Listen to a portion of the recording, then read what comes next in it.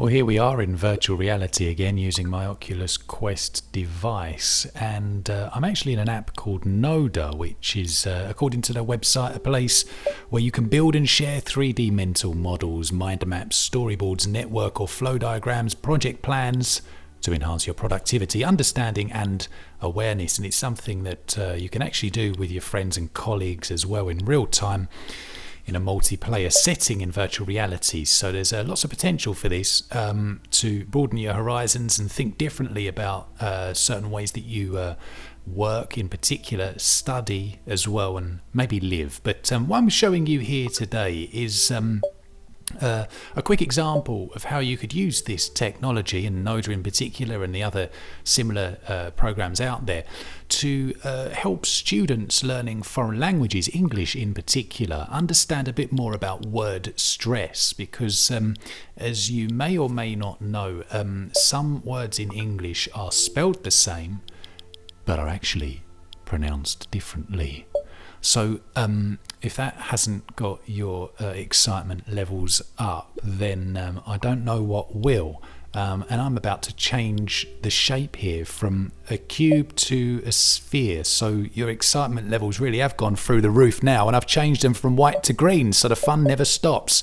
What I'm going to demonstrate here is how to illustrate or represent the different stresses in words that are spelled the same, depending on whether they are nouns or verbs. So what I'm doing under here, we've got the cube representing the word itself. Then we're going to break it up into their respective syllables, 2 in the case of each of these words. And I'm not going to say the words now, because I'm going to leave a little bit of anticipation towards the end in the next few minutes of this video to test people that maybe want to be tested and don't really know the pronunciation of these words if they're not native English speakers. So here we are. We've set up the scene. We've got verb and noun here. I'm just going to now select both of those. I've duplicated them with the click of a button, and I'm going to drag these categories over to the right, just again to make use of the space. And I could have just done it all in one spot, but as you can see, I'm stepping back. I can actually kind of pull or push the environment around me to get a different perspective. And that's what it's all about, isn't it, really, in virtual reality? You want to be making use as much as you can of the space around you. So I'm selecting here the 2 syllables that make up this first word, which begins with R. And it does take a bit of getting used to, but it's not too complicated. You then can drag those spheres, because I selected both of them at the same time. You can drag them over here next to the verb category, and then we're going to do exactly the same underneath. If I can actually work out the selection buttons here, hang on a minute, I'll just move him there and her over there to the right. So what we want to be doing is selecting these again, duplicating them. As you can see there, it's pretty simple. You come out of the menu and then you can drag down.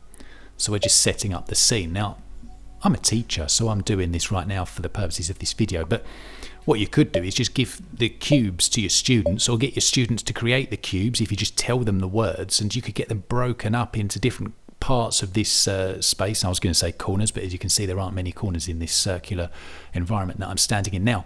And you could get them to set up their scenes, and then you can give them the exercise, which is to demonstrate where the stress is on each of the syllables of these words. So we set up our scenes here.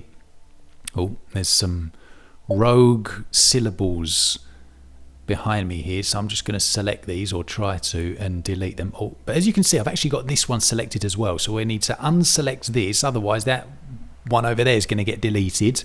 So we're going to click that to unselect it. We're going to go back to these, drag the controller over these 2 syllables, and with one quick click you've deleted those syllables. So we've got our scene set up, as you can see here. Don't worry, another 2 minutes and this video will be over. As I said, you can get your students themselves to set this up, but what I'm going to do now is, after I've deleted that sphere that I didn't want to create in the first place, a little bit trigger happy today, we're going to demonstrate where the stresses are of these syllables according to the words. And again, it takes some practice, you can see here, because I've actually just created a duplicate again of those syllables. Naughty me. But what we're going to do is make the sphere bigger depending on the stress. So if you're going to stress this r more than the bl, then or bell, then that's going to demonstrate a different stress point of the word. So the verb is rebel. Rebel.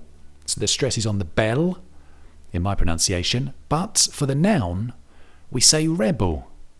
So the stress here is bigger on the re, the first syllable, for the noun. So we're going to make that sphere a little bit bigger just to represent the stress patterns of the nouns and the verbs of this word that is spelled the same.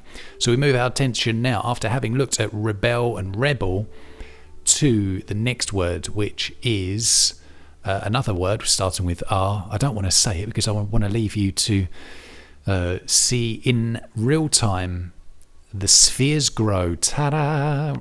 Chord, record. So the verb is record. I want to record the audio of this video. There we go, as an example. So record. And if you just take a step back, you can see again the patterns visually of how the stresses change for each of these words, which is, again, you're just trying to embed that into the students' tiny little, big brains to really reinforce this learning. And again, for the noun, it's just like the previous word. We've got record. Record, big sphere, signifying the stress on the first syllable. Record. So there we go. There's just a quick taste. You can get your students broken up into groups. You could put one there, one over there by the grass, another one over there to the left, another one over there to the left by the grass, and you could get them breaking up and working in real time with each other to work on these stress patterns. You could just throw words and nouns and verbs at them and get them to identify where those stress patterns lie. Hope you enjoyed it.